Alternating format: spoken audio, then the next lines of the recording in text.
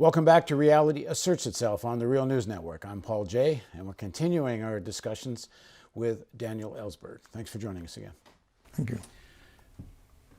The beginnings of the American nuclear weapons program was based on the intelligence that the Nazis, Germany, was developing the bomb themselves, and there became this great race. By the way, not intelligence, essentially assumption. It was a plausible assumption, but there was no direct intelligence on it really at all. It was quite plausible because it was German scientists who had first discovered the fission of uranium in 1938, late 1938, and German scientists who realized that this was in fact the fissioning of uranium at that point. And the German scientists were in general somewhat ahead of anybody else at that point. And given that they were working for Adolf Hitler, it was very plausible to assume that they would go for a crash program in nuclear weapons.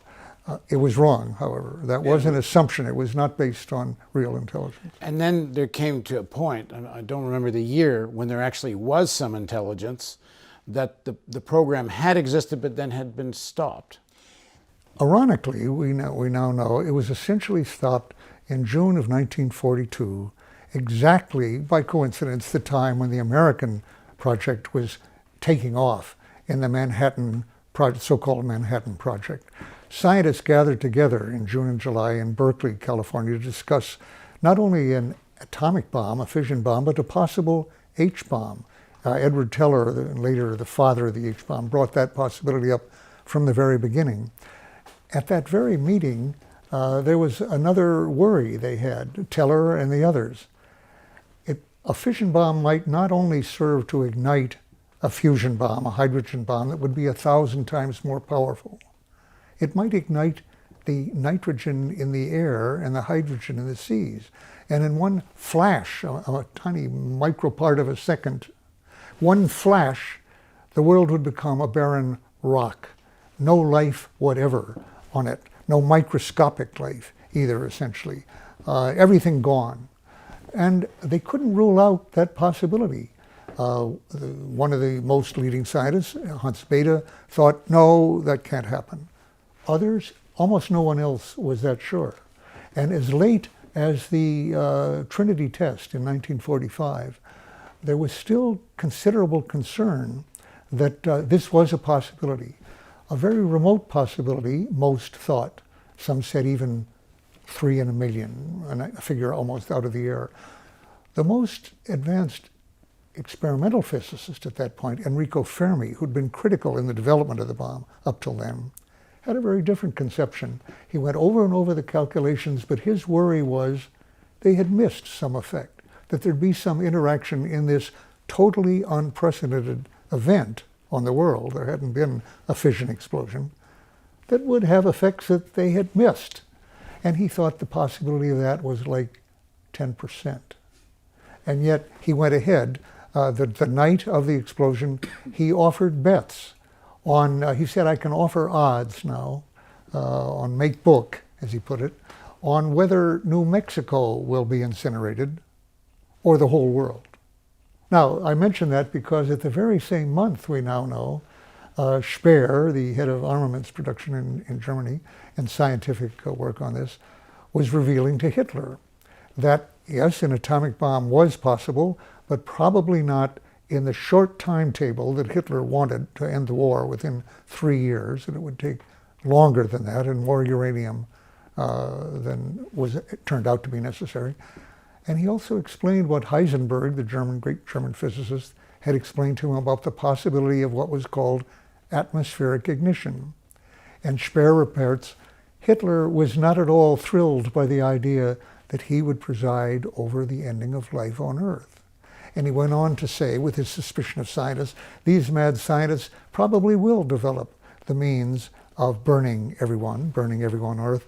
But he said, not in my lifetime. This was in 42.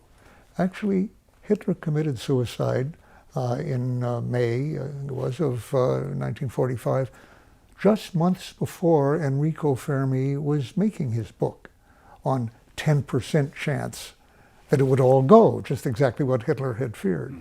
But strikingly, that was a factor in Hitler's mind not to go ahead with But the A-bomb. American scientists that go ahead because they think the Germans are No, about by that to... time, remember, they go ahead when Germany has been defeated. Germany was defeated on May 8th.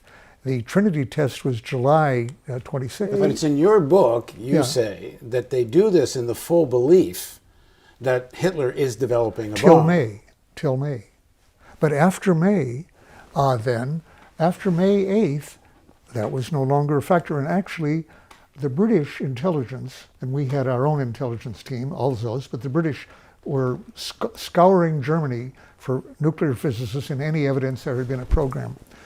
By actually the late summer of 1944 and early fall, Chadwick, head of the British program, visited Los Alamos and told his former colleague, Joseph Rotblat, a Polish immigrant, that the British had decided there was no German program. And that was true. There had not been since 1942. That's the fall of 44. Rotblat then, who had pursued this only, as you say, for fear that the Germans would get ahead of us, and the need, as he saw it then, to deter them, to be able to respond, to be able to win the war if necessary, he had worked on it. But if there was no German program, he felt this is a danger to civilization, this program, of which I will not be part. So he asked to leave the program. Under threat that he would be deported and possibly prosecuted if he told his colleagues what his former boss Chadwick had told him, why he was leaving the project, he would be punished, he would be deported, so he didn't tell. I've often thought, having written about that in the book, and I knew Rotblat later, who accepted the Nobel Prize for Peace for the Pugwash conferences that he had initiated later, much later. But I knew him in the last years of his life. Very impressive person. And I've often thought, had he violated that oath and told his colleagues, it wasn't an oath, violated that threat, that if he defied it, and told the others, they would have undoubtedly started thinking in the fall of 44, rather than May, after the fall of Germany, what should be done with the bomb, and how should it be controlled, and how should its risk be controlled. The Frank Committee, including Leo Szilard and Eugene Rabinowitz, decided in May there should be no test, at least without Russian participation, making them partners in the deal rather than get into an arms race, and certainly should not be used on the Japanese, even if that would save American lives, because they said that would make a nuclear arms race with the Russians inevitable. There would be thousands of weapons, more powerful than they were then able to achieve. All of this came true. And all of these people knew that an H-bomb lay just behind that.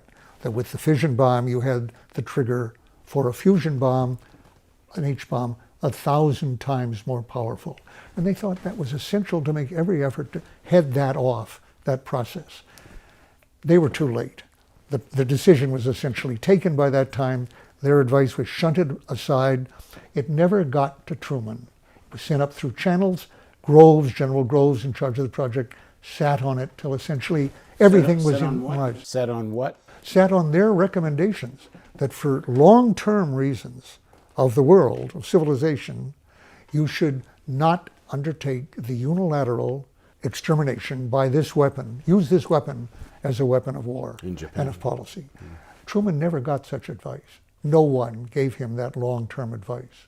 In fact, no one, with a couple of possible exceptions, really urged not to drop the bomb. There was no decision-making here. It was inevitable they would use the bomb if it became available before the war ended, and they wanted to make sure the war did not end before it was used. In your book, you tell the story how the scientists working on the Manhattan Project Yeah. believed they were in a race against Nazi Germany. Who was going to get the bomb first? Right. They had visions that if Hitler had the bomb, he would drop it on the United States. At what point does American intelligence, does the American government at the highest levels, when do they know that there is no Nazi bomb, but they don't tell the scientists? The British had concluded that science by the early fall of 1944. They certainly shared their beliefs with American intelligence. But when having told Joseph Rotblat that at the Manhattan Project, he did not tell the other scientists, and I'm not aware of whether any of them knew it later. One of them, a man named Wilson, actually, I was talking to him many years later, and on the phone he started crying and said, I feel ashamed. I've never been able to justify myself that I did not quit when the Germans were out of the war, that I continued to work as they all did, except for Rotblat. This was now against a country that they knew did not have the bomb. They'd never imagined that Japan had that capability during the war. And second, in vague terms, to the extent that Japan was going to be defeated without the bomb. Now, they did not know what the leaders in Washington did know, that Japan was not planning, the high leaders, the War Council, were not proposing to fight to the death as soldiers had done on Okinawa or Iwo Jima. On the contrary, they were trying to achieve surrender terms through Russia, and they hoped that Russia would intercede, perhaps by bribing them with islands and parts of Manchuria that they could keep to enter on their side. We knew the Soviets were coming in on our side, but we kept that secret from the Japanese. Most people believe that in the government that had they told the Japanese that we would offer to keep the emperor and that the Russians were coming in, they couldn't be sure that would end the war, but they thought it might very well. And they proposed doing that even before Potsdam, but definitely at Potsdam, by which time the Okinawa campaign was over. The Soviets wanted to announce then that they were coming in. We refused that. Any measure that might have ended the war earlier was rejected, the bomb not being quite ready. Now, I wouldn't say there was definite proof that this was a major motive for keeping the war going, but it's certainly consistent with a desire not to end the war until the bomb had been demonstrated to Congress, but above all to the Soviets. To begin the next phase of post-war history. That's right. With a shot across the bow. As Blackett put it, he said this was really the first battle of the Cold War rather than the last act of the World War II. Well, it was both. Strictly speaking, after the bomb, both bombs had been dropped, the Air Force wanted to continue to show their major role in the ending of the war, and Hap Arnold sent 1,000 planes and a 1,000-plane raid over Japan on August 14th, knowing that the emperor was about to surrender, issue a surrender, and the surrender came before the planes had returned from Japan. So the Air Force was very concerned that at the end of the war, they wanted to be an independent Air Force, free of the Army, which had been in control of them until then, to have a very large Air Force, and in particular to have a large enough industry to support a major R&D, research and development program, so that the Air Force would always have superior weapons, would have the most advanced weapons. And for that, it turned out you needed something much more than commercial sales of airplanes. You needed government purchases to keep these firms profitable.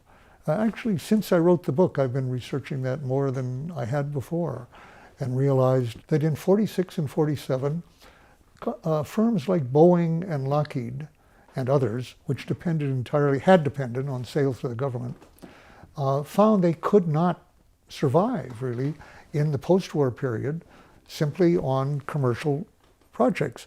Ford and GM, who built most of the planes, went back to building cars. But Lockheed and Boeing found that the commercial airline industry didn't provide them enough sales and purchases really to stay solvent. And so they began lobbying very heavily in 46, 47, finally in 47 and 48, got enormous increases in government contracts at that point. And as I say, from the very beginning, that had to be against Russia. The Cold War had not officially begun at that point, but only Russia had enough targets to justify a large Air Force at that point. I do think, in other words, that from that time on, I now think, and that's not in my book, it wasn't as clear to me even a year ago, I would now say that the Cold War was to a very large extent, from beginning to end, a marketing campaign for subsidization of the aerospace industry.